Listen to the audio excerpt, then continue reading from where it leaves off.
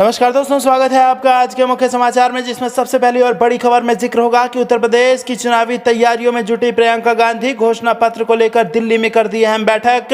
दूसरी बड़ी खबर में जिक्र होगा कि अखिलेश यादव का बड़ा बयान, बहुत हुई महंगाई की मार, अब की बार बीजेपी बाहर। और तीसरी बड़ी खबर में जिक्र होगा कि जौनपुर में बोले अखिलेश यादव, यूपी में कानून व्यवस्था पूरी तरह ध्वस्त और जंगल राज कायम। दोस्तों, हर एक खबर की गहराई में आपको ले जाएंगे, लेकिन उससे पहले अगर आपको भी ऐसा लगता है कि उत्तर प्रदेश के चुनाव में बड़ा बदलाव होने वाला है, तो आप अभी इस वीडियो को लाइक कीजिए और इस लाल बटन को दबा के इस चैनल को फ्री में सब्सक्राइब करके घंटी बजाकर कमेंट में हमें बताइए कि जो उत्तर प्रदेश का चुनाव होगा उसमें कौन सी पार्टी जीतेगी। दोस्तों, रुक करते हैं तमाम बड़ी खबरों की तरफ। यूपी चुनाव की तैयारियों में जुटी प्रियंका गांधी घोषणा पत्र को लेकर दिल्ली में की अहम बैठक। जी हां दोस्तों, कांग्रेस महासचिव प्रियंका गांधी वाड्रा ने यूपी में अगले साल होने वाले विधानसभा चुनाव को लेकर तैयारियों में जुटी हुई हैं। इसी बीच आज प्रियंका गांधी ने गुरुवार को दिल्ली में यूपी विधानसभा चुनाव के लिए पार्टी की घोषणा पत्र समिति की बैठक की। बैठक में पार्टी के कई अहम नेता मौजूद रहे। बता दें कि प्रियंका गांधी यूपी में लगातार 3 किसान बिलों के खिलाफ महापंचायतें कर रही हैं।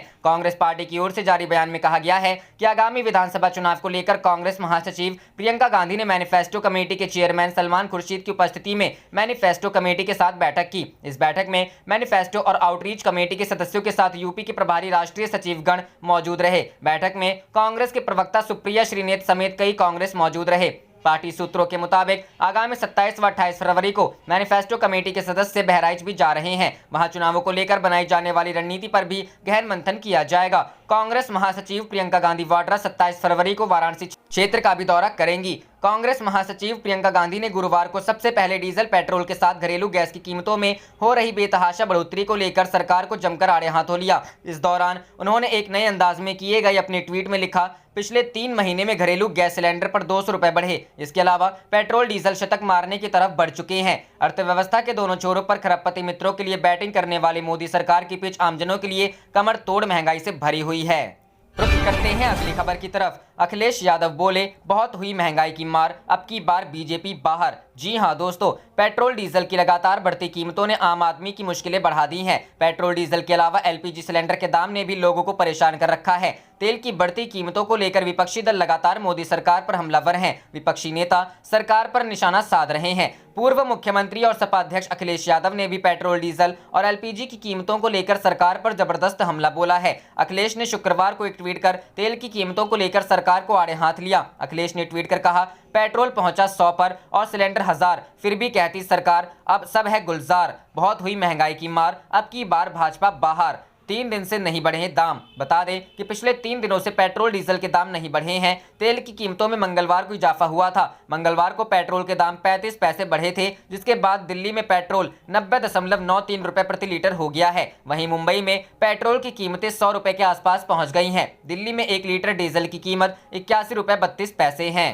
रुख करते हैं अगली खबर की तरफ। जौनपुर में बोले अखिलेश यादव, यूपी में कानून व्यवस्था पूरी तरह ध्वस्त, जंगल राज कायम। जी हां दोस्तों, समाजवादी पार्टी के अध्यक्ष एवं पूर्व मुख्यमंत्री अखिलेश यादव ने कहा कि प्रदेश में कानून व्यवस्था पूरी तरह ध्वस्त हो गई है। रोज हत्या, लूट और बलात्कार की घटनाएं हो रही हैं। सरकार इसको रोकने में पूरी तरह विफल साबित हो रही है। उन्होंने पुजारी यादव के परिजनों को न्याय का भरोसा दिलाया और राज्य सरकार से 20 लाख रुपए की आर्थिक मदद देने की मांग की है। उन्होंने कहा कि मृतक पुजारी यादव को गत 11 फरवरी को लगभग 3 बजे दिन में पुलिस घर आई और पकड़कर थाने ले गई, जबकि उसके खिलाफ किसी भी थाने में कोई मुकदमा दर्ज नहीं है। रात्रि 8 बजे पुनः थाना बख्शा के एसओ आए और घर में घुसकर नकद रुपए, औरतों के गहने व अन्य जरूरी सामान उठाकर ले गए। उन्होंने पुजारी यादव की हिरासत में हुई मौत के लिए प्रदेश सरकार को दोषी ठहराते हुए दोषी पुलिसजनों को तत्काल गिरफ्तार करने की भी मांग की। पूर्व मुख्यमंत्री ने कहा कि भारतीय जनता पार्टी ने लोकतांत्रिक व्यवस्था और संस्थानों के जितना नुकसान किया है उतना किसी ने नहीं किया है। उन्होंने कहा कि भाजपा सरकार का सब कुछ झूठा फसाना है, इसका काम नफरत फैलाना है,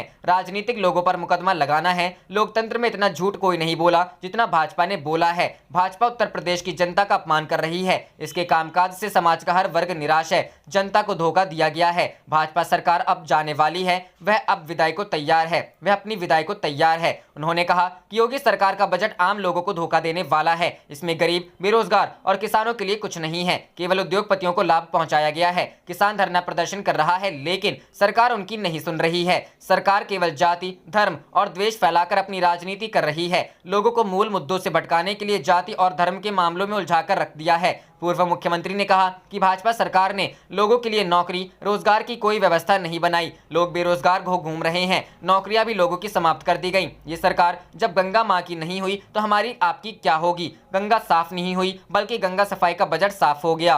करते हैं अगली खबर की तरफ। तेजस्वी का दावा, बिहार दूसरा सबसे भ्रष्ट राज्य, 75% काम बिना घूस लिए नहीं होते। जी हां दोस्तों, बिहार सरकार के 2021-22 के बजट पर विमर्श में इसका विरोध करते हुए नेता प्रतिपक्ष तेजस्वी यादव ने बजट को जन सरोकार से दूर करार दिया। साथ ही कई सवाल भी सरकार से पूछ डाले। तेजस्वी यादव ने कहा कि निश्चय 1 पूरा ही नहीं हुआ और निश्चय 2 की घोषणा कर दी। कहा कि हमारे रहते निश्चय 1 आरंभ हुआ और हम लोगों के हटते ही इसमें भ्रष्टाचार शुरू हो गया। दावा किया कि ट्रांसपेरेंसी इंटरनेशनल एजेंसी के सर्वे के मुताबिक बिहार दूसरा सबसे बड़ा भ्रष्ट राज्य है। यहां 75% काम बिना घूस लिए नहीं होते। यहां भी आरोप लगाया कि सूचना इंडेक्स पर बिहार फिसड्डी है। सूचनाएं सरकार छिपाती है। 8% जवाब सूचना मांगने पर दिए जाते हैं। कहा कि जंगल राज, विकास नहीं हुआ आदि प्रोपेगेंडा उड़ाया गया। तेजस्वी यादव ने कहा कि बजट आकार को लेकर वर्तमान सरकार बेवजह अपनी पीठ थपथपाती है। वर्ष 1990 में जब लालू यादव की सरकार बनी तो राज्य का बजट था 3000 करोड़ रुपए। 2005 तक 15 साल में यह 24,000 करोड़ तक यानी कि 8 गुना पहुंचा। 2005 के 24,000 करोड़ से अब यह बजट 2,18,000 करोड़ तक पहुंचा है। यह भी 8 गुना ही है। इस दौरान केंद्र सरकार के बजट में भी 8 गुना का ही इजाफा हुआ है। नेता प्रतिपक्ष ने दावा किया कि 15 साल में नीतीश सरकार के अपने संसाधनों से प्राप्त राजस्व में 2% की कमी आई है। 2005-06 में यह 20.36% थी, जो अब 18.57% पहुंच गया है। नेता विपक्ष ने कहा कि 2020-21 के 2,11,000 करोड़ के बजट में से सरकार सिर्फ 70,000 करोड़ रुपए खर्च कर पाई है। सवाल किया कि क्या 1,43,000 करोड़ रुपए सिर्फ एक माह मार्च में खर्च होंगे। तेजस्वी यादव ने राजद शासनकाल में केंद्रीय उपेक्षा का भी जिक्र किया। 2005 और 2020 के प्रति व्यक्ति आय, केंद्रीय करों की हिस्सेदारी आदि के सहारे दावा किया कि डीजीपी बढ़ने का दावा भी उचित नहीं है। कहा कि ह्यूमन डेवलपमेंट इंडेक्स के मुताबिक राबड़ी देवी के कार्यकाल में बिहार का स्थान 32वां था, जो आज 36वां हो गया है। उन्होंने बजट में अति पिछड़ा और अल्पसंख्यकों के लिए प्रावधानित राशि का जिक्र करते हुए इसे नाकाफी बताया। रुख करते हैं अगली खबर की तरफ। बीजेपी ने नीतीश सरकार के खिलाफ खोला मोर्चा, गृह सचिव से की पद छोड़ने की मांग। जी हां दोस्तों, बिहार में शराबबंदी को लेकर राजनीति गर्म है। विपक्ष पहले ही इस मुद्दे पर सरकार पर निशाना साध रहा है। वहीं अब सरकार के सहयोगी दल के नेताओं ने भी नीतीश सरकार के खिलाफ मोर्चा खोल दिया है। दरअसल बीजेपी एमएलसी संजय पासवान ने गुरुवार को शराबबंदी के साथ साथ सूबे के लॉ एंड ऑर्डर को लेकर नीतीश कुमार के चहेते अधिकारी आमिर सुबहानी को पद त्यागने को नसीहत दी है।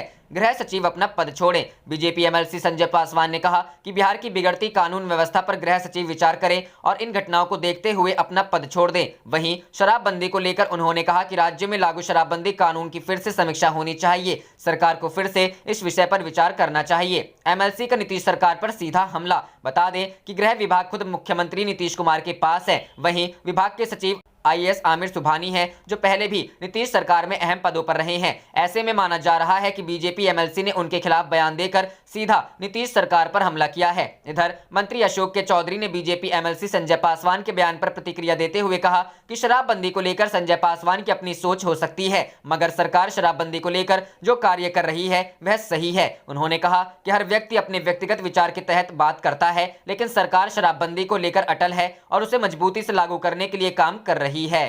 रुख करते हैं अगली खबर की तरफ। चिराग पासवान ने नीतीश को ललकारा, आपके कुछ भी करने से लोजपा खत्म नहीं होगी। आरसीपी सिंह के फेरे में जेडीयू साफ हो जाएगी। जी हां दोस्तों, लोक जनशक्ति पार्टी के कथित 208 नेताओं के जेडीयू में शामिल होने के बाद पहली बार पटना पहुंचे चिराग पासवान ने नीतीश कुमार को ललकारा। चिराग पासवान ने कहा कि नीतीश कुमार जो चाहे वो करें, वे क्या कर सकते हैं। उनके कुछ भी करने से लोक जनशक्ति पार्टी खत्म नहीं होने वाली। चिराग ने कहा कि आरसीपी सिंह जैसा फर्जीवाड़ा कर रहे हैं, उससे नीतीश कुमार खुद जरूर साफ हो जाएंगे। नीतीश को ललकारा। पिछले सप्ताह जेडीयू ने चिराग पासवान की पार्टी के 208 नेताओं को अपनी पार्टी में शामिल कराने का दावा किया था। गुरुवार को पटना पहुंचे चिराग पासवान ने पत्रकारों से कहा, नीतीश कुमार को लग रहा है कि चिराग को टारगेट करके वो लोजपा को खत्म कर देंगे। जितना जी चाहे उतना टारगेट करिए, उससे लोजपा खत्म होने वाली नहीं है। नीतीश जी ने 208 नेताओं को पार्टी में मिला लेने का दावा किया, क्या उससे चिराग पासवान खत्म हो गया, लोजपा समाप्त हो गई? चिराग पासवान ने कहा कि नीतीश कुमार के चाहने से लोजपा तो समाप्त नहीं होगी, लेकिन जेडीयू और नीतीश कुमार जरूर खत्म हो जाएंगे।